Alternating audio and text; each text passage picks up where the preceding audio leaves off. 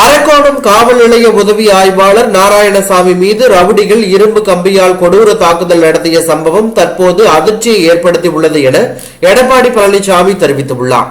இது தொடர்பாக அதிமுக பொதுச் செயலாளரும் எதிர்க்கட்சி தலைவரான எடப்பாடி பழனிசாமி வெளியிட்டுள்ள சமூக வலைதள பக்கத்தில், ராணிப்பேட்டை மாவட்டம் அரக்கோணம் தாலுகா காவல் நிலைய உதவி ஆய்வாளர் நாராயணசாமி அவர்களை ரவுடிகள் இருவர் இரும்பு கம்பியால் தாக்கி கொடூர தாக்குதல் நடத்தியுள்ளார்கள். இந்த வெடியா ஆட்சியில் காவலர்களுக்கே பாதுகாப்பு இல்லாத நிலை நிலவுகிறது. சட்டம் ஒழுங்கு என்று ஒன்று இருக்கிறதா என்ற நிலைக்கு தமிழ்நாடு தள்ளப்பட்டு இருப்பதற்கு விடியா அரசுக்கு என் கண்டனங்கள் என தெரிவித்துள்ளார். தமிழ்நாட்டில் சட்டம் ஒழுங்கு சீர்கெட்டிருப்பதற்கு போதைப் பொருள் நடமாட்டம் அதிகரித்து உள்ளதே ஆணிவேர். அதை திமுகவினரே செய்து வருகிறார்கள் என்பது இன்னும் வேதனைக்கு உரியது.